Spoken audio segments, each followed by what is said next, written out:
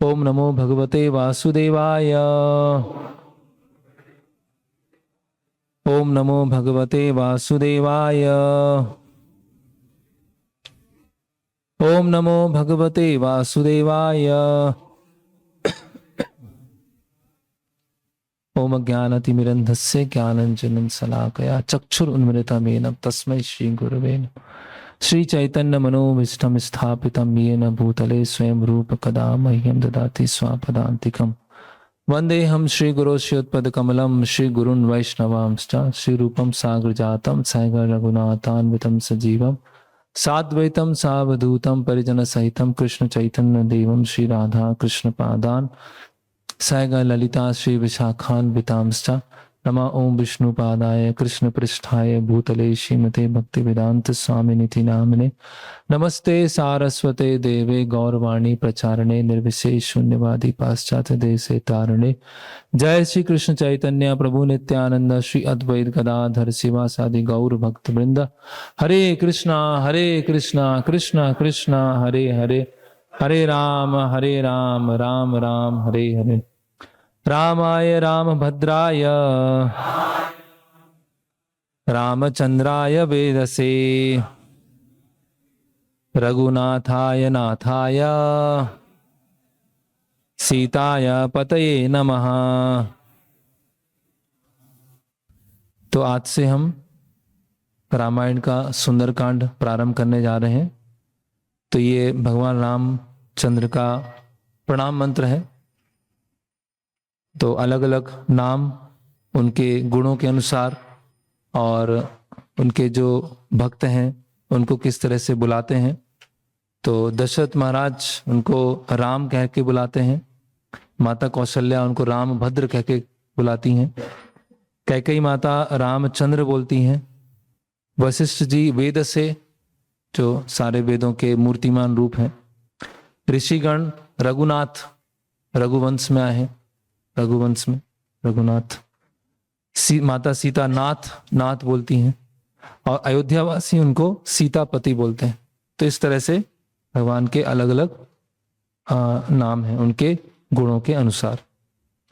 तो रामायण में जो अलग अलग कांड हैं वो भगवान की अलग अलग लीलाओं को दर्शाते हैं। तो 6 कांड है और प्लस उत्तर कांड है। तो सभी कांड में जिस नाम से वो कांड है उसमें उस कांड के बारे में विस्तार से भगवान राम अपने गुण को एक प्रदर्शित कर रहे हैं। तो बाल कांड है, तो बाल कांड में भगवान एक आदर्श शिष्य की भूमिका में है, कैसे एक आदर्श शिष्य होना चाहिए। हम देखते हैं विश्वामित्र मुनि के साथ में जाते हैं और कैसे उनकी सेवा करते हैं। फिर अयोध्या कांड, तो अयोध्या कांड में कुछ थोड़ा वक्त आगे आ जाइए। अयोध्या कांड में आदर्श पुत्र हैं और आदर्श भाई हैं। तो दशरथ महाराज के साथ जो उनका व्यवहार है, आदान प्रदान है, उसमें भगवान राम एक आदर्श पुत्र की भूमिका में है। किस तरह से पिता के जो धर्म पालन करने में जो वचन है उसको पूरा करने के लिए कैसे भगवान सेक्रीफाइस करते हैं। और आदर्श भाई किस तरह से भरत जी के साथ वो आदान प्रदान करते हैं, उनकी बात भी मान लेते हैं और उनका जो जिस उद्देश्य से आए हैं वो भी पूरा करने का आगे बढ़ते हैं। फिर अरण्य कांड में भगवान आदर्श प्रोटेक्टर के रूप में है, रक्षक आदर्श पति के रूप में है। तो किस तरह से 12-13 वर्षों तक अलग अलग वनों से होते हुए अंततः जब दंडकारण्य में पहुंचते हैं तो भगवान कैसे एक आदर्श प्रोटेक्टर के रूप में है। फिर किष्किंधा कांड में भगवान आदर्श मित्र के रूप में है कि कैसे मित्रता को निभाया जाता है, मित्रता का अर्थ क्या होता है, कैसे धर्म के अनुसार मित्रता होती है, वो आदर्श किष्किंधा कांड में बताया गया। अब सुंदरकांड, तो सुंदरकांड में तो सुंदरकांड अभी उसमें कुछ लीला के बारे में नाम से पता नहीं चल रहा है, लेकिन ये सबसे सुंदर कांड है। इसमें भगवान आदर्श प्रेमी के रूप में है कि आदर्श जो आइडियल लवर होता है, आदर्श प्रेमी होता है, उसकी क्या स्थिति होती है, वो सुंदर कांड में आया है। फिर युद्ध कांड, युद्ध कांड में आदर्श शत्रु या आदर्श योद्धा उसके रूप में भगवान अपने गुण को प्रदर्शित करते हैं। और उत्तर कांड में आदर्श किंग, आइडियल किंग, आदर्श राजा कौन होता है, वो उत्तर कांड में प्रदर्शित करते हैं। तो सुंदर कांड सुंदर क्यों है, इसका नाम सुंदर क्यों पड़ा, क्यों सुंदर कांड है? तो इसके बहुत अलग अलग कारण हो सकते हैं कि किस तरह से हनुमान जी भगवान की इच्छा को पूरा करने के लिए अलग अलग तरह से खतरे लेते हैं, अवरोधों को पार करते हैं, लंका में भ्रमण करते हैं, लंका पूरा देखते हैं, पुष्पक विमान देखते हैं। वो बहुत रोमांचकारी है, बहुत एक्साइटमेंट से भरा हुआ है पूरा। तो इसलिए क्या वो सुंदर है? या एक भक्त भगवान से दूर रहकर कैसे कष्ट में होता है, और जब वो भगवान से दूर होता है तो उसकी जो दुख है वो समय के साथ बढ़ता जाता है, बढ़ता जाता है, बढ़ता जाता है, और भगवान के प्रति आसक्ति बढ़ती जाती है। क्या वो सुंदर है? या फिर हनुमान जी माता सीता को संदेश देकर सीता माता के हृदय में एक आशा की नई किरण जगाते हैं, क्या वो सुंदर है?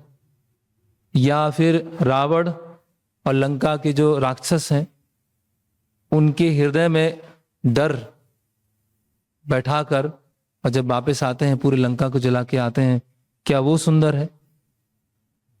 तो सब कुछ सुंदर है, लेकिन सबसे सुंदर क्या है कि एक भक्त दूसरे भक्त से भगवान राम का गुणगान कर रहे हैं, और दूसरे भक्त फिर जो पहले भक्त हैं उनसे भगवान राम का गुणगान सुन रहे हैं और बोल रहे हैं।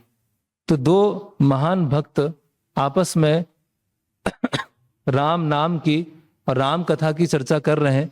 वो सबसे, इस कांड में सबसे सुंदर चीज वो है, किस तरह से भक्त लोग, विशेषकर हनुमान जी माता सीता आपस में भगवान राम का गुणगान कर रहे हैं, वो सबसे सुंदर। और किस तरह से सीता माता जो एक जो महान भक्त हैं, जो स्वयं भक्ति देवी हैं, ऐसी कठिन परिस्थिति में रहते हुए भी वो अपने व्रत से, है ना, अपने धर्म से इधर उधर भी तो बिल्कुल भी हिलती नहीं है, चाहे कितनी भी विपरीत परिस्थिति आ जाए, वो भी बहुत सुंदर है। तो इस तरह से ये, और इस सुंदर कांड में जो रामायण है वो 2-3 बार रिपीट हुआ है ना। हनुमान जी ने ही 2 बार रिपीट किया है और सीता माता ने 1 बार रिपीट किया, 3 बार रामायण दोबारा रिपीट हुआ है।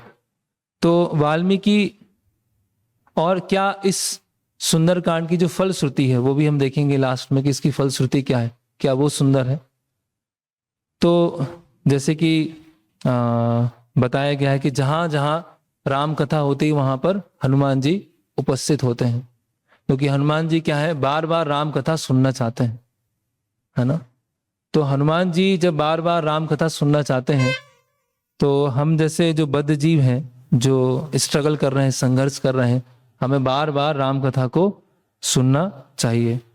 और ये राम कथा कैसी है, एक औषधि के समान भी है और एक रसायन के भी समान, है ना।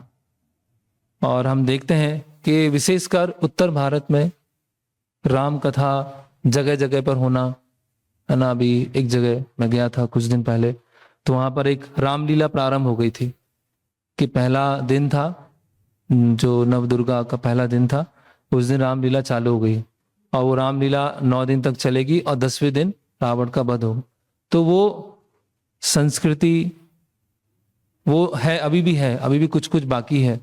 और हम देखते हैं कि जो नगर होते हैं, महानगर होते हैं, उसमें रामलीला मैदान होता है जहां पर हर साल रामलीला की जाती है। तो ये बहुत ही आनंददायक है, सुनने में बहुत मधुर है, बहुत ही शिक्षाप्रद है। बहुत सारी अलग अलग शिक्षाएं हम सीख सकते हैं, अलग अलग स्तर की शिक्षाएं हैं। किस तरह से भगवान और भक्तों के बीच में व्यवहार होता है वो शिक्षा है। किस तरह से एक साधक को अपने साधना और सेवा करना चाहिए वो शिक्षा है।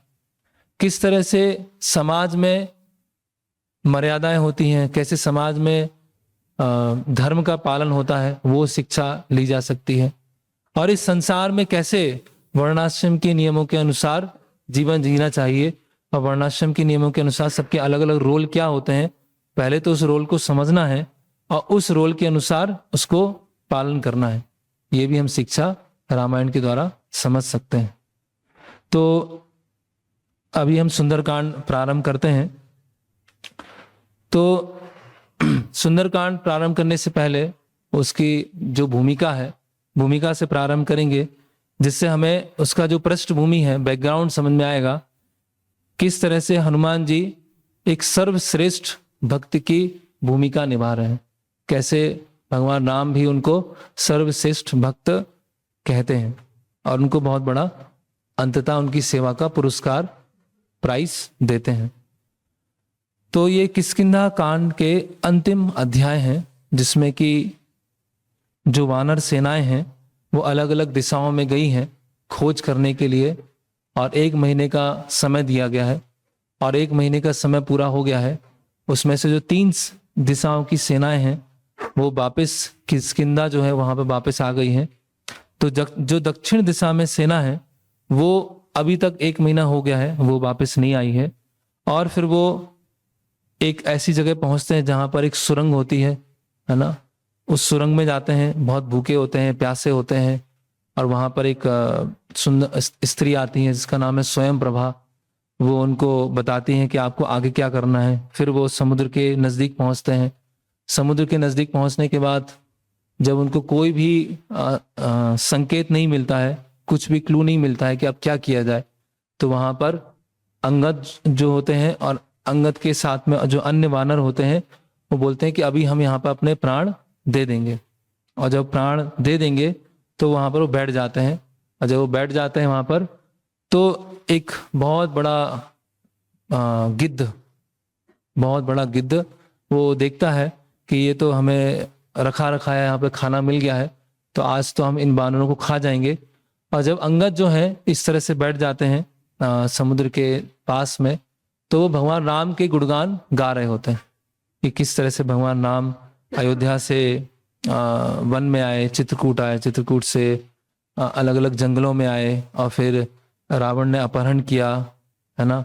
और जटायु कितने महान थे कि जटायु ने इस तरह से भगवान की सेवा के लिए प्राण त्याग दिए, तो हम लोग तो कुछ कर ही नहीं पा रहे हैं। तो इस तरह से वो जो अंगद है वो बात कर रहे होते हैं अन्य वानरों से। तो ये जो गिद्ध थे जो वो नीचे धीरे धीरे नीचे आ रहे थे उन वानरों को खाने के लिए, तो इस बात को वो सुनते हैं। और उनको जब ये सुनने में आता है कि जो जटायु है उनका मृत्यु हो गया, उन्होंने प्राण त्याग दिए है, तो वो जटायु के बड़े भाई थे संपाति। और संपाति बोलते हैं कि क्या हुआ, ऐसी क्या स्थिति हो गई कि जटायु को अपने प्राण त्यागने पड़े। तो अंगद बताते हैं कि ऐसी ऐसी घटना घटी है और हम लोग आए हैं। तो फिर वहां पर जो संपाति हैं वो बताते हैं कि मैं अभी वृद्ध हो गया हूं, मैं उड़ नहीं सकता हूं, इसीलिए यहाँ से 100 योजन दूर लंका है, और उस 100 योजन जो लंका है उस एक त्रिकूट पर्वत के ऊपर लंका स्थित है। और वो उस लंका में अलग अलग बहुत विशाल महानगर जैसा है।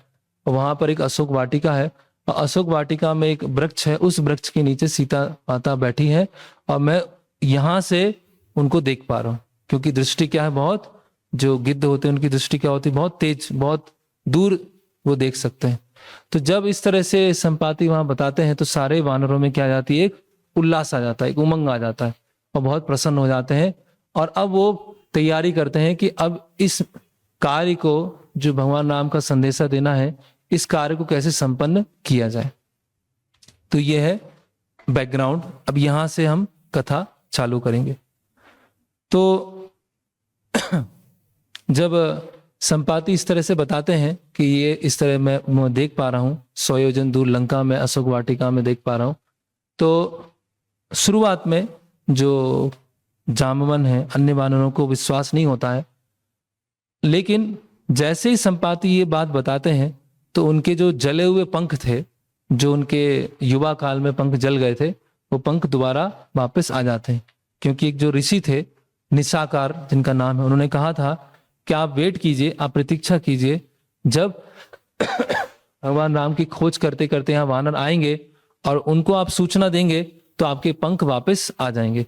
तो इस तरह से और ये कंफर्म हो जाता है कि संपाति ने जो सूचना दी है वो सत्य है। फिर एक समय निश्चित किया जाता है, मुहूर्त निकाला जाता है।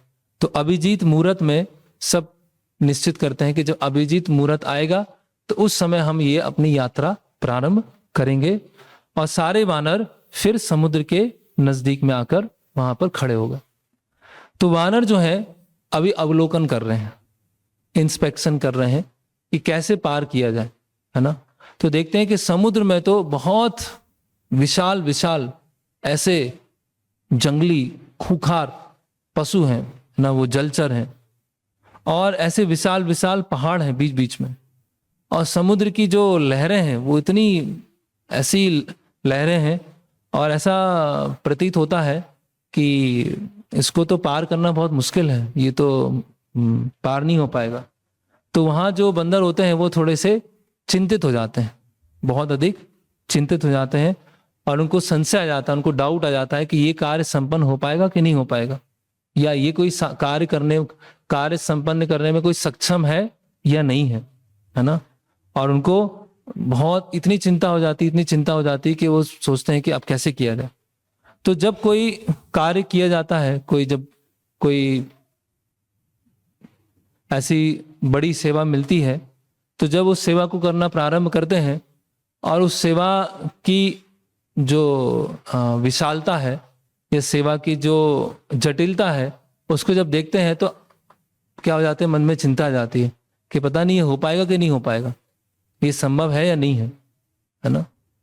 चिंता भी होती है और एक निराश भी होते हैं, है ना, कि एक निराशा भी है और एक चिंता भी है ना। एक होपलेसनेस की भावना आ जाती है कि क्या किया जाए। तो इस तरह से कोई भी जब कार्य, कोई भी मिशन चालू किया जाए, कोई भी ऐसे महती सेवा प्रारंभ की जाए, तो उसमें बहुत सारे अलग अलग, अभी तो हम पास टाइम जैसे सुन रहे हैं इसको, क्या पास टाइम हुआ और बहुत सुंदर है, बहुत बढ़िया है। लेकिन जब एक्चुअल जब चीजें होती हैं, जब एक्चुअल चीजें वहां घटित हो रही होती हैं, तो वहां पर कितनी एंजाइटी होती है, कितनी इंटेंस सिचुएशन होती है ना। तो जैसे हम देखते हैं कि शिल प्रभुपाद हैं या अन्य वैष्णव आचार्य हैं, जब उन्होंने प्रचार कार्य करना चालू किया तो आज तो हम लीलामृत में उसको 2-3 महीने में पढ़ डालते हैं कि 2-3 महीने में लीलामृत खत्म हो गया। लेकिन वो जो पूरा होने में कितने साल लगे हैं, है ना, 15, 20, 25, 30 साल लगे हैं। जब 15, 20, 25 साल लगे हैं तब वो हमारे सामने वो 7 वॉल्यूम आए हैं जिसको हम 2-3 महीने पढ़ लिया। तो वो हम बोलते हैं पास टाइम है, ये प्रभुपाद जी के पास टाइम्स हैं, ये भगवान के पास टाइम्स हैं। तो पास टाइम का मतलब ऐसा नहीं है कि वो तो बस हो गया, वो अपने आप ही हो गया, भगवान की इच्छा थी, हो गया। तो यहाँ पर जो वानरगण हैं, जो बहुत अधिक चिंतित है, निराश है, लेकिन वहां पर जो अंगद है वो बोलते हैं कि चिंतित होने से, केवल चिंतित होने से और केवल निराश होने से कोई भी कार्य सफल नहीं होता है, कोई भी योजना संपन्न नहीं होती है। तो चिंतित होना गलत नहीं है, लेकिन केवल चिंतित होकर इतने अधिक चिंतित हो जाना कि आगे हम कुछ कर ही नहीं पा रहे हैं, एकदम हैंडीकैप्ड हो गए, है ना, कोई दिमाग चल ही नहीं रहा है, तो वो क्या हो गया, वो कहीं ना कहीं भगवान के प्रति जो विश्वास है उसमें कमी को दिखाता है कि हम इतने चिंतित हो गए हैं, इतना चिंतित हो गए हैं, हम ये समझ नहीं पा रहे हैं कि भगवान ने अगर इच्छा किया, भगवान ने अगर एम्पावर्ड कर दिया किन्हीं को, या भगवान ने शक्ति प्रदान कर दिया, तो भगवान ऐसा कार्य करेंगे, ऐसा कार्य करेंगे जिसको हम सोच भी नहीं सकते। तो चिंतित होना अच्छा है, लेकिन जब चिंता हो तो उस चिंता में भगवान के ऊपर विश्वास कम ना हो जाए, उसको ध्यान हमें रखना चाहिए। तो वहां पर जो अंगद हैं, जो उस टीम के लीडर हैं, वो बताते हैं कि केवल चिंता लेने से चीजें नहीं होगा, या आप निराश होकर बैठ जाएंगे, उससे चीज नहीं होगा। भगवान राम, जो लक्ष्मण, सीता देवी के ऊपर हमें पूरा विश्वास होना चाहिए, पूरा भरोसा होना चाहिए। उन्होंने यहां तक हमको लेके आए हैं, तो आगे कैसे जाएंगे उसका भी संकेत वो हमें प्रदान करेंगे, है ना। तो इसीलिए बहुत जरूरी है कि कोई भी सेवा, कोई भी प्रोजेक्ट, कोई भी महती सेवा, कुछ भी कार्य, कोई भी ग्रुप एक्टिविटी कुछ भी चालू किया जाए, तो हम उस सेवा, वो स्पिरिचुअल एंजाइटी लेना भी जरूरी है, लेकिन उस स्पिरिचुअल एंजाइटी के साथ में भगवान के ऊपर और अधिक विश्वास होना भी जरूरी है। तो दोनों साथ में चलता है। ऐसा भी नहीं अरे भगवान कर लेंगे, बस हम तो फ्री बैठे हुए हैं, भगवान की इच्छा होगी तो हो जाएगा, ऐसा भी नहीं होगा। तो अब जो अंगद है उनको भी समझ में नहीं आ रहा होता करें क्या अब।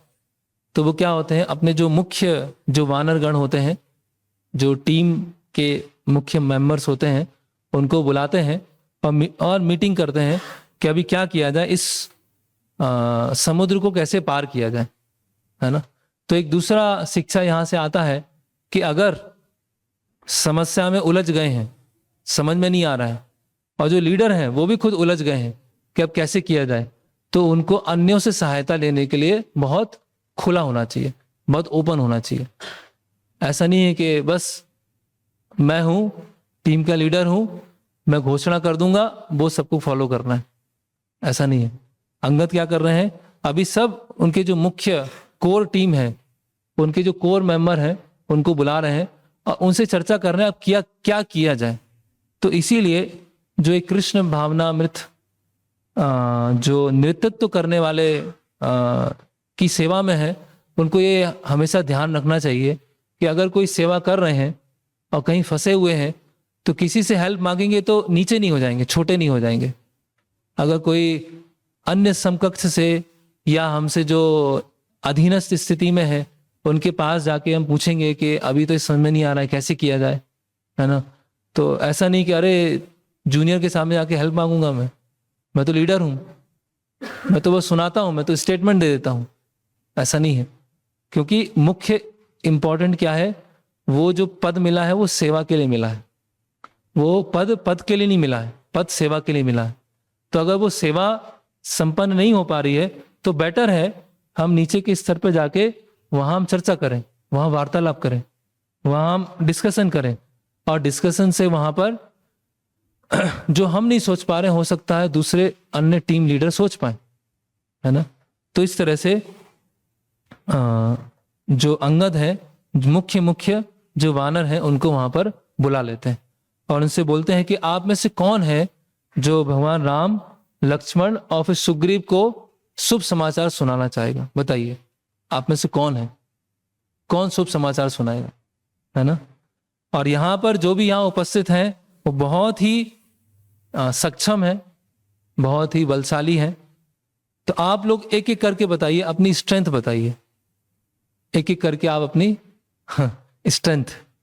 तो जैसे अगर ब्राह्मण बैठे हैं तो ये डिस्कशन होगा कि आप बताइए, शास्त्र से बताइए, आप इस शास्त्र में क्या लिखा है, दूसरे से पूछेंगे इस शास्त्र में क्या है, तीसरे शास्त्र में क्या है, फिर सब सारा सुन के फिर निष्कर्ष आएंगे, अच्छा ऐसे करना है।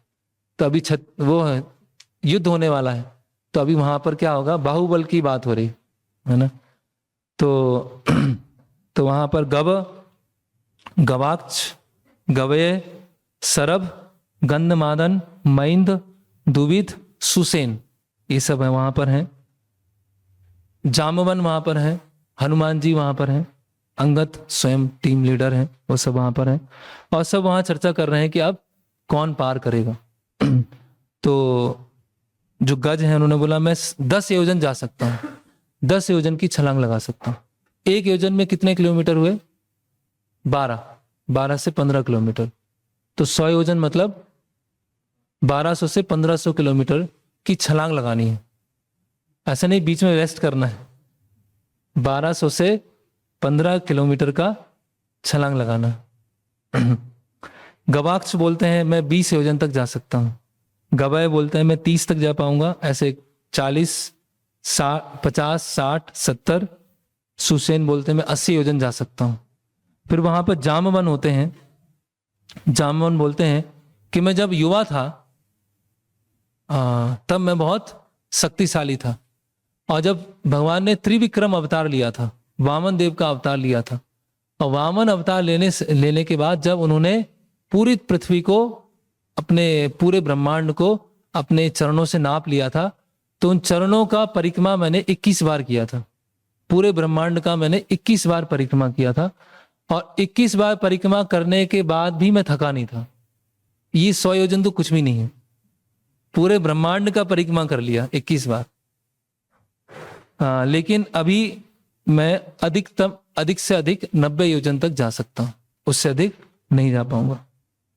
तो फिर अंगद बोलते हैं कि आपको जाने की आवश्यकता नहीं है ना, मैं जाऊंगा, है ना।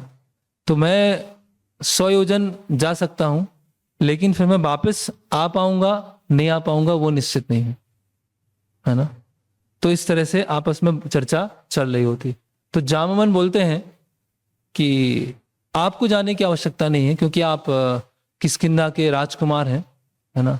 तो आप यहाँ रहिए, अगर टीम के जो नेतृत्व करने वाले हैं उनको खतरा हो गया तो सारी जो टीम है वो क्या हो जाएगी, निराश हो जाएगी, है ना। इसीलिए आप यहाँ पर रहिए, ये कार्य दूसरे को सौंपा जाए तो अधिक अच्छा है। तो इससे एक ये शिक्षा मिलती है कि जो टीम लीडर है उसको हर चीज करने की जरूरत नहीं है। अगर वो डेलीगेट करेगा, दूसरों को वो देंगे, तो हो सकता है वो अधिक मात्रा में सेवा हो पाए। अगर कोई टीम लीडर है, वो सर्वा रहकर हर कार्य को करने जाएंगे, तो हो सकता है कुछ कार्यों में त्रुटि हो जाए, कुछ कार्य छूट जाए, कुछ कार्य समय पर संपन्न नहीं हो पाए। लेकिन अच्छा एक लीडर ये है कि अगर किसी अन्य टीम मेंबर, अन्य भक्त में पोटेंशियल दिख रहा है कि वो इस कार्य को अच्छे से कर पाएंगे, तो बेटर है वो कार्य उनको सौंप दिया जाए कि आप कीजिए, और आप करने के बाद फिर जहां समस्या है वो बताइए। तो इसीलिए, और हम देखते हैं प्रारंभ के समय में श्रील प्रभुपाद जी ने हर चीज किया, है ना, जीरो से लेकर ए से लेकर जेड तक सब कुछ किया। लेकिन धीरे धीरे प्रभुपाद जी ने क्या किया, ट्रेन करना चालू किया, प्रशिक्षित करना चालू किया, और अपने रिप्रेजेंटेटिव को अलग अलग जगह रख दिया, और उनके माध्यम से प्रभुपाद जी ने मूवमेंट को आगे बढ़ाया। तो इसीलिए एक लीडर को ये भी बहुत जरूरी है कि नेक्स्ट लीडर को तैयार करे। एक अच्छा लीडर क्या है, नेक्स्ट लीडर को तैयार करता है। एक अच्छा लीडर यही नहीं है कि बस अपने पास में सब कुछ बना के रखे कि मेरे कंट्रोल में सब कुछ हो, मेरे कंट्रोल से बाहर कुछ नहीं जाना चाहिए, क्योंकि मैं फिर लीडर कहलाऊंगा। एक अच्छा लीडर क्या है, वो नेक्स्ट भक्त लीडर को तैयार करेंगे, जिससे वो और अन्य सेवाओं को ले सके, वो फ्री होकर दूसरी सेवाओं को ले सके। तो इस तरह से यहाँ पर जामवन जो है अंगद को बोल रहे हैं कि अभी आप मत जाइए, आपको जाने की आवश्यकता नहीं है, जो अन्य सदस्य हैं वो जाए तो अधिक अच्छा होगा। तो इस तरह से अभी अंगद जो है कुछ समय के लिए परेशान होते हैं कि अभी तो कुछ दिख ही नहीं रहा है, कोई भी जाने के लिए नहीं है। और फिर वो जो जामवन है उनसे फिर से बोलते हैं कि अभी क्या किया जाए, है ना, यहाँ तो कोई भी सक्षम नहीं दिख रहे हैं, है ना। और कौन कौन है जो भगवान राम के मिशन को पूरा करेगा, कौन इस जो महान सेवा है इसको संपन्न कर पाएगा, है ना। तो इस तरह से वो पहले टीम मेंबर हैं, जो अन्य भक्त हैं उनसे वो सलाह लेते हैं, फिर जामवन से विशेष सलाह लेते हैं कि अभी क्या किया जाए। तो इस तरह से ऐसा हो सकता है कि जो भक्तों का समूह है और उसमें किन्हीं को नेतृत्व दिया गया है, उनसे भी एक्सपीरियंस कोई दूसरे भक्त हो जो लीडर नहीं हो, वहां पर वो उस टीम के भाग हैं, टीम के सदस्य हैं, लेकिन वो उस नेतृत्व करने वाले भक्त से भी अधिक एक्सपीरियंस्ड हो, या वृद्ध, वयोवृद्ध, ज्ञानोवृद्ध, ज्ञान में वृद्ध हैं, या वयो में एक्सपीरियंस में वृद्ध हैं। तो फिर जो एक लीडर है उनको ये सोचना चाहिए कि अगर मुझे वहां से सही सलाह मिल रही है, उनके एक्सपीरियंस से सीखने को मिल रहा है, तो बेटर है उनके अनुभव से सीखा जाए, उनके एक्सपीरियंस से सीखा जाए। तो इसीलिए वो जामवन के पास में जाते हैं कि अभी आप बताइए क्या करें, अभी तो हम यहाँ पर फंस गए हैं, कुछ समझ में नहीं आ रहा है। तो ये भी एक लीडर का बहुत जरूरी है। ये बहुत विशेष गुण है ना, कि कहाँ पर कौन सी स्पार्क है उसको देखना, उसको उन सेवा में लगाना। कहाँ पर समस्या आ रही है, अन्य भक्तों से चर्चा करना। कहाँ पर कोई एक्सपीरियंस्ड है, उनसे उनसे चर्चा करके जो मिशन है उसको आगे बढ़ाना। तो किस तरह से जो अंगद है बहुत अच्छी तरह से क्योंकि मूड क्या है सेवा करने का, मूड खुद की संतुष्टि नहीं है, खुद के अहंकार की संतुष्टि नहीं है। पूरा मूड क्या है कि मैं भगवान राम का सेवक हूं और भगवान राम की सेवा के लिए मुझे कैसे कार्य करना है ना। ददामी बुद्धि योगम तम, भगवान क्या देते हैं, बुद्धि प्रदान करते हैं। अब क्या करना है, अभी इस स्टेप पे किया जाए, है ना। कोई सेवा मिली है तो सेवा कैसे संपन्न होगी उसके पूरा पीछे पड़ जाना है। ऐसा नहीं है कि कुछ समस्या आया, अरे प्रभु जी क्या करें, ऐसा हो गया और कर ही नहीं पाए। अब वो होना तो है ही, लेकिन अगर कोई सेवा मिली है तो अगर हमने सारी चीजें ना देख लिया, सारे प्रयास नहीं कर लिए और उसके बाद भी संपन्न नहीं हुआ तो ठीक है।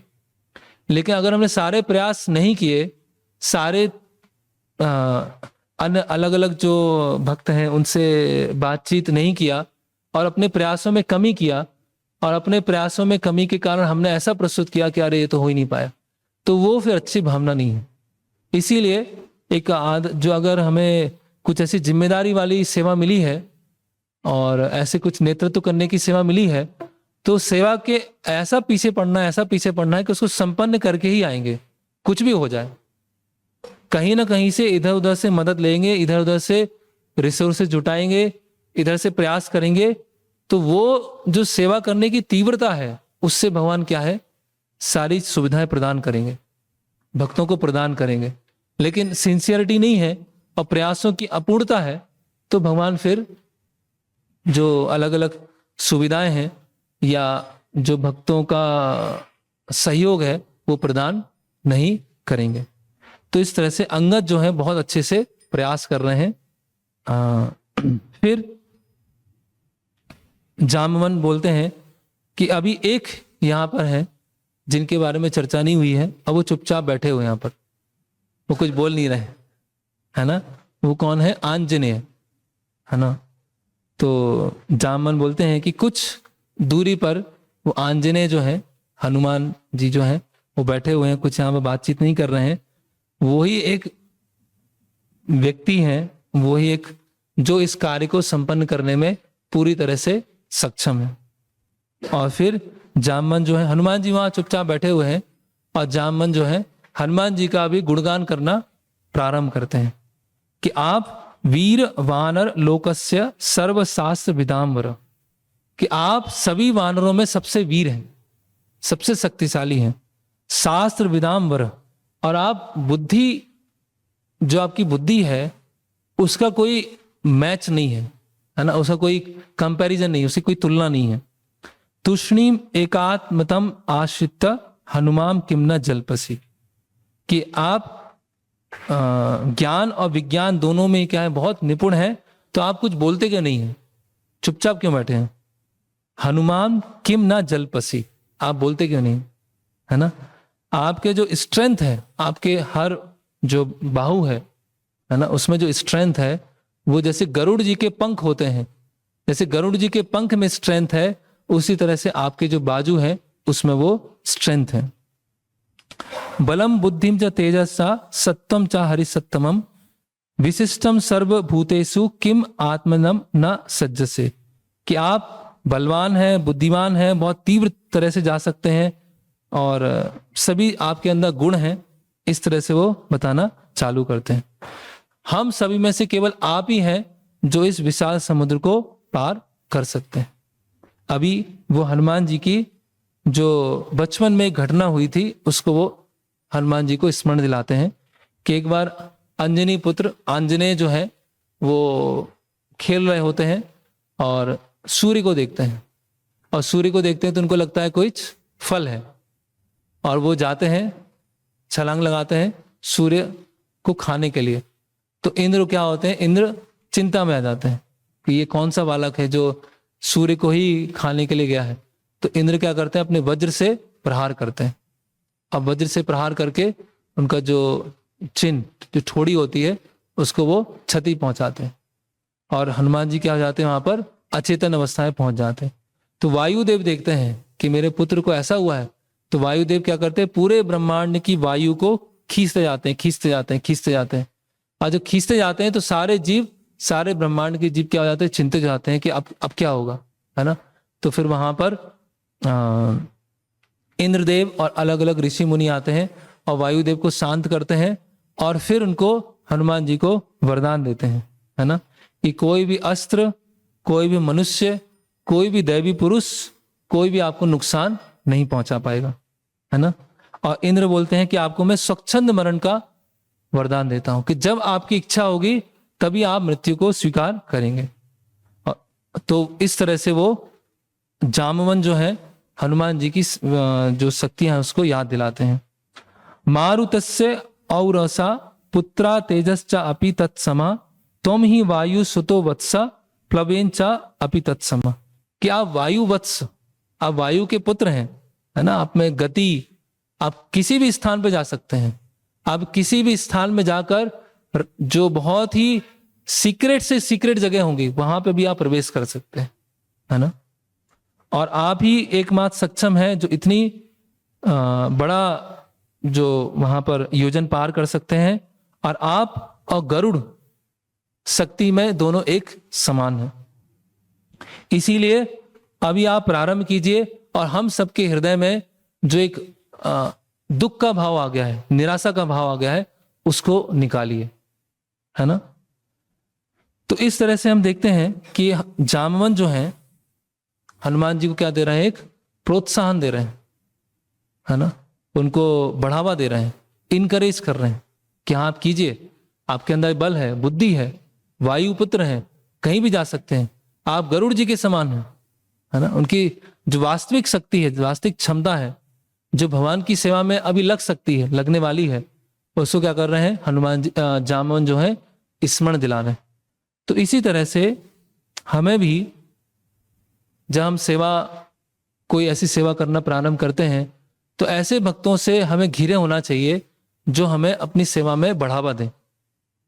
ऐसे भक्तों से घिरे नहीं होना चाहिए जो डिप्रेस ही कर दे सेवा में, ऐसा बताएं कि आप तो कुछ कर ही नहीं पाएंगे, सोच लो अभी भी छोड़ सकते हो, अभी भी छोड़ दो। लेकिन यहाँ क्या है, जामवन उनको बढ़ावा दे रहे हैं। जामवन ऐसा नहीं, कोई नहीं कर पाया तो आप क्या कर पाओगे।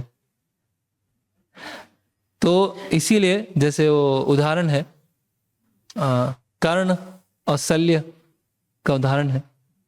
तो जो शल्य मामा है ना, उनको दुर्योधन क्या करता है, थोड़ा अतिथि सत्कार से अपने पक्ष में ले लेता है। तो वो बोलते हैं, शल्य बोलते हैं कि क्या क्या करूंगा मैं। तो कर्ण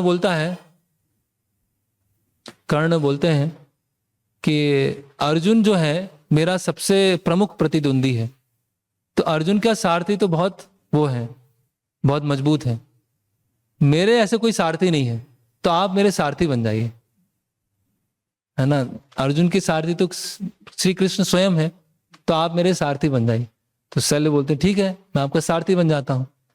और शल्य का काम क्या था, हमेशा ऐसा बोलते रहना कि कर्ण का उत्साह ही चला जाए। जब वो अर्जुन से युद्ध करने के लिए तैयारी करते हैं तो शल्य उनको ऐसे ऐसे शब्द बोलते हैं कि अरे क्या कर पाओगे, नहीं है तुम्हारे अंदर क्षमता नहीं है। अर्जुन को देखो, परशुराम जी को भी, परशुराम जी हैं, शिव जी हैं, इंद्र हैं, सबको प्रसन्न किया अर्जुन ने। अर्जुन के पास ये अस्त्र शस्त्र है। तो आधा तो मनोबल उसका कर्ण का वैसे ही चला गया लड़ने का। तो अगर हम ऐसे लोगों से घिरे हैं या ऐसे लोगों से सलाह लेते हैं जो हमें सेवा में निरुत्साहित करें, हमारा मनोबल को और गिरा दें, तो बेटर है थोड़ा सा दूर से ही प्रणाम किया जाए तो अच्छा है। लेकिन जो हमें उत्साह दें वास्तविक धरातल पर, ऐसा नहीं है कि बस आसमानी सलाह दे रहे हैं, एक वास्तविक धरातल पर हमें सलाह दें कि हाँ ये संपन्न किया जा सकता है, ये ऐसे करना है, ऐसे करना है, ऐसे करना है, ऐसे करना है, तो हमें ऐसे भक्तों का संग करना चाहिए, ऐसे भक्तों से हमें घिरा रहना चाहिए और ऐसे भक्तों से हमें सलाह लेनी चाहिए। तो इस तरह से जब हम किसी को प्रोत्साहित देते हैं तो व्यक्ति अगर 40% कर सकता है तो प्रोत्साहन से वो 80% कर देगा। अगर कोई 80% करेगा और उसको सही तरह से प्रोत्साहन दिया जाएगा तो हो सकता है वो 100% कर दे, 120% भी कर दे, वो अपनी क्षमता से बाहर जाके भी कर ले। और लेकिन किसी को प्रोत्साहन नहीं दिया जाएगा, हमेशा गलतियां, ये गलती, यहाँ पर ये गलती, यहाँ पर वो गलती, तो वो अगर 80% करने वाला होता है तो वो डिप्रेशन में आके 20-30% ही करेगा। और ऐसा होता है सबके साथ में, और हम सब अनुभव कर सकते हैं। अगर कोई वास्तविक धरातल पर समझाए और वास्तविक धरातल पर उत्साह दे तो हम जितना कर सकते हैं अपनी क्षमता से उतना सा और अधिक करने के लिए तैयार हो जाएंगे। ऐसे ही है।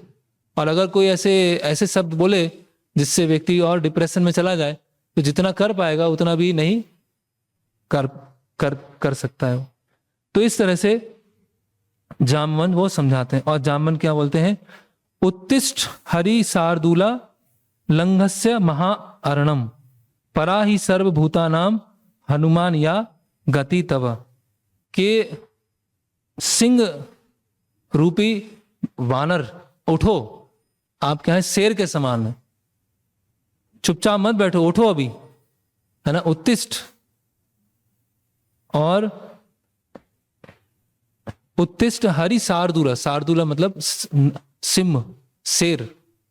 लंघस्य महाअर्णम, ये जो इतना बड़ा विशाल समुद्र है उसको पार करो। और सारा संसार इस अद्भुत घटना को देखना चाहता है। इस सारा संसार, सारे लोग इस अद्भुत घटना को देखना चाहते हैं कि आप इस कार्य को प्रारंभ करेंगे। तो इस तरह से हनुमान जी को वो जामवंत जो है बताते हैं, उत्साह देते हैं, समझाते हैं। तो हनुमान जी को वो सब चीजें स्मरण आती हैं और हनुमान जी क्या करते हैं, अपना जो आकार है उसको बढ़ाते जाते हैं। और जैसे ही उनका आकार बढ़ता है वैसे ही क्या होता है, ऐसा प्रतीत होता है कि सारे वानरों के कंधे पर जो वजन था वो कम हो गया। सारे वानर क्या है, अभी एक रिलैक्स अनुभव कर रहे हैं कि अभी कुछ आशा आई है, अभी कुछ होप बनी है कि अभी हनुमान जी अपने क्या बोलते फुल फॉर्म में आ गए हैं। अब तो बस सेवा करके ही लौटेंगे, अब पूरा जो मिशन है उसको कंप्लीट करके ही आएंगे। तो और हनुमान जी क्या करते हैं, अपना साइज पूरा, उनके जो दिव्य शरीर है उसके रोम से ऐसा प्रतीत हो रहा था कि शक्ति पूरी निकल रही है, शौर्य पूरा निकल रहा है। वो अपनी पूंछ से जो पहाड़ है उसमें बार बार मारते हैं, तो जैसे ही पूंछ से पहाड़ को मारते हैं तो पहाड़ वैसे ही टूटना चालू होता है, पत्थर वैसे ही टूटना चालू हो जाते हैं, है ना। और ऐसे प्रतीत होते हैं जैसे कि धुएं से रहित अग्नि हो, है ना। और ऐसा प्रतीत होता है जैसे जो पूर्णिमा का चंद्रमा होता है जैसे चमक रहा होता है, उस तरह से हनुमान जी प्रतीत होते हैं। और इन शब्दों से, यहां बता रहे वाल्मीकि मुनि कि इन शब्दों से सबको वो आश्वासन देते हैं, है ना। तो हनुमान जी एक होता है, इसको बोलते हैं बोस्टिंग। बोस्टिंग मतलब डींगा हाँकना कि मैं ये कर सकता हूं, मैं ये कर लूंगा, वो कर लूंगा, ऐसा कर लूंगा, मैंने इतना किया था। एक होता है डींगा हाँकना, और दूसरा होता है कि वास्तविक ये बताना कि हाँ इस सेवा को इस तरह से संपन्न किया जाएगा। तो इस तरह से हनुमान जी जामवंत के बातों को सुनकर ऐसा नहीं आ गए, कोई हमारी बड़ाई कर दे तो ऐसा हो जाएगा गुब्बारा पूरा फूल गया पूरा, इतने खुश हो जाएंगे, इतना खुश हो जाएंगे। किसी ने 3-4 शब्द बोल दिए और बढ़ाई कर दी तो ऐसी स्थिति हो जाएगी। लेकिन हनुमान जी में प्राइड नहीं आया, हनुमान जी में थोड़ा भी प्राइड नहीं आया, या हनुमान जी ऐसा नहीं कि हाँ मुझे चूज किया जा रहा है, इतने लाखों करोड़ों अरबों खरबों वानरों में से मुझे चूज किया जा रहा है, मैं कितना स्पेशल वानर हूं, मैं कितनी स्पेशल सेवा करने जा रहा हूं, है ना। मान लीजिए 150-200 कांग्रेगेशन गृहस्थ भक्त हैं और उनमें से 200 में से किसी एक भक्त को बोला जाए कि हाँ प्रभु जी आप आइए और इस सेवा को कीजिए, तो प्रभु जी ऐसे हो जाएंगे, इतना फूल जाएंगे, इतना फूल जाएंगे। और यहां पर लाखों करोड़ों अरबों, गिनती नहीं है ना, गिनती नहीं, इतने वानर हैं, उनमें से एक को चूज कर रहे हैं, एक को चुना जा रहा है। आप देखिए हनुमान जी की क्या चेतना है ना। तो हनुमान जी की बिल्कुल भी ऐसे चेतना नहीं है कि मैं बहुत ही स्पेशल हूं, क्योंकि लास्ट में हम देखेंगे सुंदरकांड के अंतिम अध्याय में आएगा कि हनुमान जी कैसे व्यवहार कर, सारी सेवा करने के बाद भी हनुमान जी किस तरह से अपने आप को प्रस्तुत करेंगे सारी वानर सेवा के सामने। तो वो हम देखेंगे हनुमान जी की विनम्रता को। तो हनुमान जी यहाँ पर कोई बोस्टिंग नहीं कर रहे हैं, उनके अंदर कोई अहंकार नहीं आया है ना। वो भरोसा दे रहे हैं सब मित्रों को, सभी वानर सेना को, कि मैं एक कार्य करने का प्रयास करूंगा। हनुमान जी बोलते हैं जो वायुदेव हैं उनकी शक्ति क्या है, बहुत ही अपरिमेय है, और मैं उनका पुत्र हूं। मैं जो मेरू पर्वत है वहां पर जाकर वहां के हजारों बार उसकी परिक्रमा करके पृथ्वी पर आऊंगा तो भी मैं थकूंगा नहीं, तो भी मैं मेरू पर्वत की पूरा जो ब्रह्मांड जिस पे स्थित है उसका पूरा कई बार thousands of times without touching the earth, पृथ्वी को स्पर्श किए बिना मैं कई बार चक्कर लगा के वापस यहां पर आ सकता हूं, है ना। और जब मैं वो छलांग लगाऊंगा तो मेरे जो पैरों के वो तेज है उससे जो वायु होगी, वायु क्या करेगी, समुद्र को उठा देगी, समुद्र की लहरों को उठा देगी। और जो पेड़ हैं मेरे जो छलांग के सामने वो क्या हो जाएंगे, पूरे चितर बितर हो जाएंगे, है ना।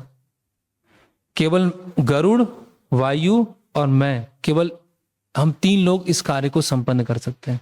गरुड़ जी, वायुदेव और मैं, वो हनुमान जी स्वयं के बारे में बोल रहे हैं, कर सकते हैं।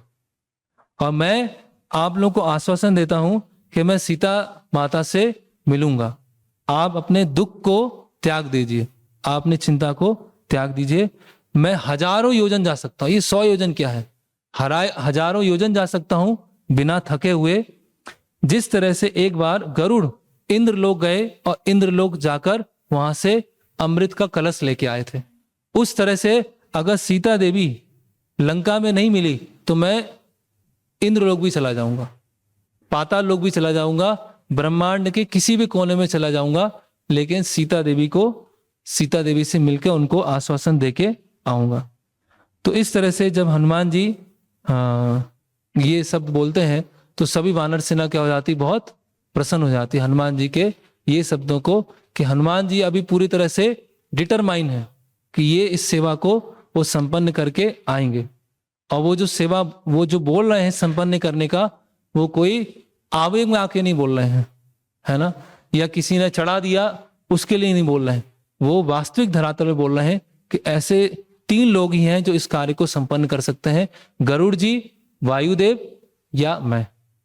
तो इस तरह से हनुमान जी सबको प्रसन्न करते हैं। फिर जामवन बोलते हैं कि हम सबकी प्रार्थनाएं आपके साथ में हैं, हम सब आपके लिए प्रार्थना यहां से कर रहे हैं।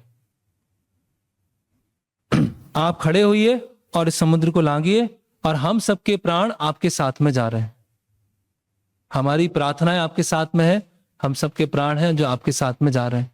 तो कहने का मतलब क्या है कि कोई मिशन, कोई सेवा चालू करने से पहले वैष्णवों का आशीर्वाद और वैष्णवों की प्रार्थना बहुत जरूरी है। जब वैष्णव प्रार्थना करेंगे हमारे लिए, जब वैष्णव आशीर्वाद देंगे हमारे लिए, तब वो बड़ा कार्य संपन्न हो पाएगा।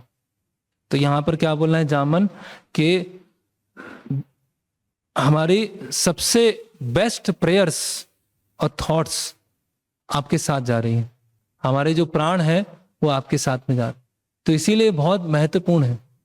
ऐसा कभी नहीं हो सकता, हाँ मैं कर लूंगा, पता है मुझे, सब पता है, सारे कांटेक्ट निकाल के रखे हैं मैंने, और इतने सारे रिसोर्स हैं मेरे, इतने रिसोर्स निकालूंगा मैं, और निपटा के आऊंगा काम को, करके ही आऊंगा। ये कोई कोई भौतिक जगत में कोई कॉन्ट्रैक्ट है उससे नहीं चल रहा है। भक्ति कॉन्ट्रैक्ट से नहीं चलती है ना। प्रयास ऊपर जाते हैं और ब्लेसिंग्स, कृपा नीचे आती है ना। हम प्रयास करते हैं, दामोदर लीला, प्रयास करते हैं, हम अपने प्रयास कर रहे हैं, लेकिन कृपा क्या से आती है? ऊपर से नीचे आती है। जो ब्लेसिंग्स होती है वो ऊपर से नीचे आती है। तो जब तक वो ब्लेसिंग्स नहीं होंगी, जब तक वो आशीर्वाद नहीं होगा, जब तक कृपा नहीं होगी, तब तक कोई सेवा नहीं कर पाएगा। हम अपने प्रयासों से थोड़ा सेवा करेंगे, सेवा में समस्या होगी, परेशानी होगी, सेवा छोड़ देंगे, सेवा नहीं करेंगे। लेकिन जब अन्य वैष्णवों का, है ना, अन्य वैष्णवों का आशीर्वाद और प्रेयर्स, तो इसीलिए बहुत जरूरी है, भक्तों की सेवा करना बहुत जरूरी है ना। बहुत सारे तरीके हैं, प्रसाद डिस्ट्रीब्यूशन है, कुकिंग करना है ना, छोटी छोटी सेवाओं में उनकी सहायता करना है। तो इससे क्या होता है, जब बहुत सारे वैष्णव मिलकर प्रार्थना करेंगे, है ना, होता है ना कभी कभी कोई जैसे सरकार कोई पॉलिसी बनाती है और उसको चेंज करना है, तो वहां पर एक व्यक्ति जाए और जितना भी चिल्लाए कुछ नहीं करेगी। लेकिन 100 लोग पहुंच गए वहां पर, 100 लोगों ने धरना दे दिया, तो क्या करेंगे? अब तो मजबूरन करना ही पड़ेगा भाई, 100 लोग आ गए यहाँ पर, उत्पाद मच जाएगा। तो इसीलिए जब बहुत सारे वैष्णवों का हम आशीर्वाद लेंगे, उनसे प्रार्थना की याचना करेंगे, तो फिर हम कोई कार्य को संपन्न कर पाएंगे, नहीं तो उस कार्य को हम संपन्न नहीं कर पाएंगे। तो इस तरह से हनुमान जी जो है, जामवन जो है, उनको इस तरह से बताते हैं। फिर हनुमान जी अब जो छलांग है उसको लगाने के लिए अभी तैयारी करते हैं। हनुमान जी कहाँ पहुंचते हैं? महेंद्र पर्वत के ऊपर पहुंचते हैं, है ना। और अगर किसी ने ऐसे वो कभी हाई जंप भी करते हैं, ऐसे हाई जंप और लॉन्ग जंप अलग अलग होती हैं। तो हाई जंप करना है तो एक जगह खड़े होते हैं और वहां से जंप नहीं मारते हैं, पहले पीछे जाते हैं, पूरा एनर्जी इकट्ठा करते हैं, दौड़ते हैं और उस पॉइंट पर आते हैं और वहां से छलांग लगाते हैं। तो हनुमान जी क्या कर रहे हैं? जहां से छलांग लगाना है वहां से क्या कर रहे हैं? तैयारी कर रहे हैं, अभी एनर्जी इकट्ठी कर रहे हैं और थोड़ा भाग दौड़ कर रहे हैं, वार्म अप चल रहा है अभी, थोड़ा इधर उधर जाके और थोड़ा शक्ति को इकट्ठा करके अब वहां से वो छलांग लगाएंगे। फिर हनुमान जी महेंद्र पर्वत पे पहुंच गए और जैसे ही महेंद्र पर्वत पहुंचते हैं तो वहां पे जितने सांप और ऐसे जंगली जानवर थे सब डर जाते हैं हनुमान जी से, सब अपने बिलों से निकल के भागना चालू हो जाते हैं कि जगह दो, हनुमान जी को जगह दो, है ना। और जो भी अलग अलग जो महेंद्र पर्वत के ऊपर अलग अलग शिखर हैं, हनुमान जी वैसे अपने हाथ से तोड़ना चालू कर देते हैं, हाथ से तोड़ा, पूंछ से तोड़ा, है ना। और वहां पे जो झरने थे उस महेंद्र पर्वत के ऊपर, वो है ना, बहुत पानी उसका मात्रा में बहुत बढ़ जाता है। जो जंगली जानवर हैं बहुत डर जाते हैं और जो विद्याधर गंधर्व हैं वो सब हनुमान जी का प्रसन्नता करने लगते हैं, है ना। और हनुमान जी बोलते हैं, सा वेगवान वेग समाहित आत्मा हरि प्रवीहा पर वीर हंता, कि स्ट्रेंथ, जो शक्ति है, पावर और साहस, ये are birth right of Maruti, कि क्या है? बर्थ राइट, है ना।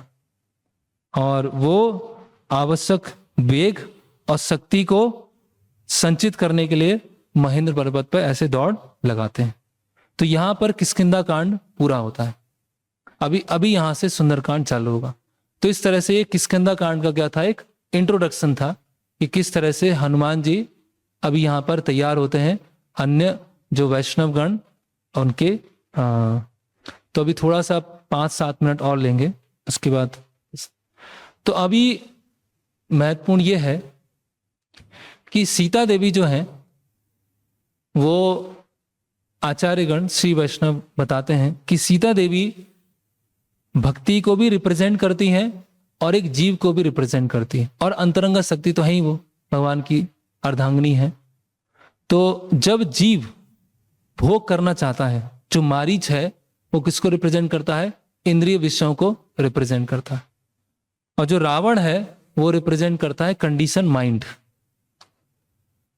जो बद्ध मन होता है वो रावण उसको रिप्रेजेंट करता है।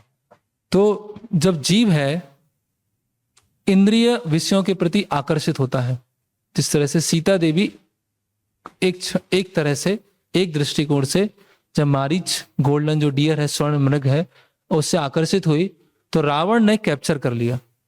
रावण कौन है? बद्ध मन, है ना।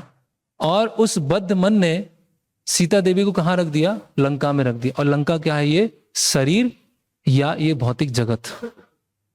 तो जब जीव भोग करने का प्रयास करता है, जैसे वो भोग करने का प्रयास करता है वैसे ही उसका जो मन है और उस मन में जो लस्ट है, वो उस जो बद्ध मन और जो लस्ट है उसको इस शरीर में कैद कर देती है, इस भौतिक जगत में कैद कर देती है।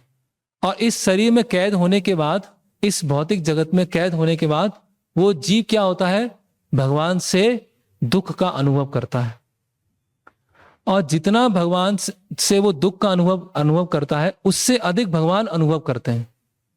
जितना जीव भगवान से दूर रह के दुखी है, उससे अधिक दुखी भगवान है। और हम अरण्य कांड में देखते हैं, जब सीता माता का अपहरण हो जाता है तो भगवान किस तरह से विलाप कर रहे हैं, किस तरह से रो रहे हैं, किस तरह से परेशान है, अधीर हो गए हैं, है ना। तो भगवान का ऐसा नहीं है कि जीव को ही भगवान की सेवा करना है, भगवान भी क्या चाहते हैं कि ये जीव वापस आए। इसीलिए संबंध क्या होता है? दोनों तरफ से होता है। संबंध एक तरफ से नहीं होता है कि जीव प्रयास कर करके भगवान से संबंध स्थापित करने का प्रयास कर रहे हैं और भगवान कुछ नहीं कर रहे हैं। तो जब भगवान देखते हैं कि इस जीव में सिंसियर डिजायर है, इसमें बहुत तीव्रता है, ये मेरे पास में आना चाहता है, तो भगवान क्या करते हैं? अपने प्रतिनिधि गुरु को उस जीव के पास में भेजते हैं। तो हनुमान जी क्या है? गुरु की भूमिका में है। जो सीता माता है वो लंका में है, वो इस भौतिक जगत में कैद है। और उनकी जो आतुरता है दिन प्रतिदिन बढ़ती जा रही है। और उस आतुरता को भगवान राम भी अनुभव कर पा रहे हैं, इसीलिए वो हनुमान जी को भेज रहे हैं। तो उसी तरह से अगर हमारे अंदर आतुरता नहीं है इस संसार से निकलने का या भगवान से पुनः मिलने का, तो गुरु से मिलके भी हम नहीं मिल पाएंगे, भक्तों से मिलके भी नहीं मिल पाएंगे। तो हमें कोई आतुरता ही नहीं है ना। यहां पर सीता देवी, अभी हम आगे देखेंगे परसों के दिन, सीता देवी में इतना इंटेंस डिजायर है कि वो भगवान राम के अलावा और कुछ सोच ही नहीं सकती। जब इस स्तर की इंटेंसिटी होगी तो जब गुरु के साथ में जो आदान प्रदान होगा, वो ही है सुंदर कांड की सुंदरता, कि किस तरह से गुरु और जीव के बीच में आदान प्रदान होता है। लेकिन अगर जीव में आतुरता नहीं है, उसके अंदर कोई भी लोभ जैसा कुछ है ही नहीं है, तो गुरु आ भी जाएंगे, वैष्णव आ भी जाएंगे, तो कुछ होगा नहीं। तो इस तरह से भगवान आतुर हैं उस जीव को वापस बुलाने के लिए। और किनको भेजते हैं? मैसेंजर को भेजते हैं, दूत को भेजते हैं और हनुमान जी को भेजते हैं। तो ये घटना इस तरह से भी सुंदरकांड की है। और भगवान गुरु के माध्यम से संदेश भेज रहे हैं और फिर जीव जो है अपनी आतुरता और संदेश को भगवान के पास में भेजते हैं। तो गुरु क्या होते हैं? भगवान, और जीव के बीच में क्या होता है? एक माध्यम होते हैं। ओके, अब आगे क्या होता है कि हनुमान जी तैयारी करते हैं और अपने सिर और कंधों को तैयार करते हैं और पूरे बुद्धि से वहां पर महेंद्र पर्वत पर खड़े हैं। सारे जंगली जानवर, पशु पक्षी भाग गए हैं। और अब इंपॉर्टेंट पॉइंट आया कि वो सूर्यदेव, इंद्र, वायु, ब्रह्मा जी, अन्य देवी देवता, दिशाओं से अपने गुरु जो हैं उनसे प्रार्थना करते हैं। अभी वो प्रारंभ करने जा रहे हैं, तो उससे पहले जो गुरु हैं वरिष्ठ जन हैं उनसे प्रार्थना करना बहुत जरूरी है, उनसे ब्लेसिंग्स लेना बहुत जरूरी है। कोई भी सेवा चालू करें, कोई भी प्रोजेक्ट चालू करें, कोई भी महती सेवा चालू करें, उससे पहले गुरु का स्मरण करना बहुत जरूरी है कि मैं आपके बिहाफ में सेवा करने जा रहा हूं। मैं कोई अपना इंडिपेंडेंटली नहीं कर रहा हूं, ये कोई मेरा प्रोजेक्ट नहीं है या कोई मेरी सेवा नहीं है, ये आपकी सेवा है, आपका प्रोजेक्ट है, मैं आपके एक सहायक के रूप में कार्य कर रहा हूं। तो ये स्मरण करना बहुत जरूरी है। तो इसीलिए ये बहुत इंपॉर्टेंट है। यहाँ पे हनुमान जी याद कर रहे हैं, सूर्यदेव, वायुदेव, इंद्रदेव, ब्रह्मा जी, सबको वो स्मरण कर रहे हैं। तो हर कोई कार्य, तो पहला कितना इंपॉर्टेंट हुआ, वैष्णवों का प्रेयर्स, वैष्णव का आशीर्वाद, और दूसरा है जो हमारे वरिष्ठ जन हैं, हमारे जो गुरु हैं, उनका आशीर्वाद, उनसे कृपा की याचना करना, तब वो कार्य संपन्न हो पाएगा, नहीं तो वो कार्य संपन्न नहीं हो सकता है ना। फिर हनुमान जी साइड में और बढ़ते जाते हैं, बढ़ते जाते हैं, पूरा महेंद्र पर्वत हिलने लगता है, वहां जो पेड़ थे उससे पुष्प की बौछार होना चालू हो जाती है। ऐसा प्रतीत होता है कि पेड़ भी हनुमान जी का ये अद्भुत दृश्य देखने के लिए वो पुष्पों की वर्षा कर रहे हैं।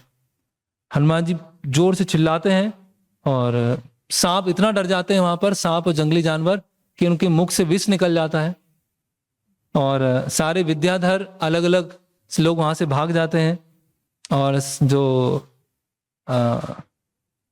जो साधु पुरुष होते हैं वो हनुमान जी की बढ़ाई करते हैं। अभी दूसरा एक इंपॉर्टेंट पॉइंट कि हनुमान जी क्या बोलते हैं, यथा राघव निर्मुक्ता सर्व स्वसन विक्रमः गच्छे तबद गमस्यामि लंकाम रावट पालिताम।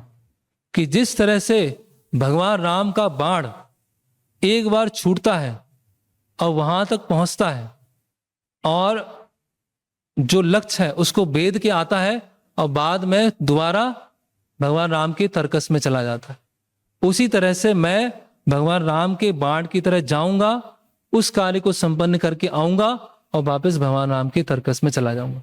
तो इस तरह से एक परफेक्ट इंस्ट्रूमेंट, एक भगवान का, गुरु का परफेक्ट इंस्ट्रूमेंट बनना। किस लिए जा रहा है बाण, किस लिए आ रहा है बाण, कौन छोड़ता है, जो धनुधर है, जो धनुष चलाने वाले, वो बाण छोड़ते हैं। बाण क्या है और भगवान राम के बाण में विशेषता क्या है, जैसे वो ताल के वृक्षों को भेदा था कि 7 ताल के वृक्षों को भेद दिया, नीचे के लोक में गया, ऊपर के लोक में गया और वापस भगवान राम के तर्कस में वापस आ गया। तो इस तरह से हनुमान जी अपने आप को कैसे आइडेंटिफाई कर रहे हैं, भगवान राम के बाण की तरह आइडेंटिफाई कर रहे हैं, एक इंस्ट्रूमेंट की तरह आइडेंटिफाई कर रहे हैं। बाण का अपना शक्ति नहीं है जब तक धनुधर नहीं चलाएगा। तो एक्सपर्ट परफेक्ट इंस्ट्रूमेंट बन के भगवान जैसा चलाएंगे वैसा चलेंगे, अब लक्ष्य तक पहुंच के आएंगे और वापस वहां जाके हो गया। अल्टीमेटली चलाया भगवान ने, बाण का थोड़ी है ना। तो फिर बोलते हैं, बस लास्ट इसमें इसको समाप्त करेंगे, और बोलते हैं कि अगर सीता देवी लंका में नहीं हुई तो मैं स्वर्ग में भी जाऊंगा, नीचे भी जाऊंगा और मैं सीता देवी को वापस लेकर ही यहां पर आऊंगा।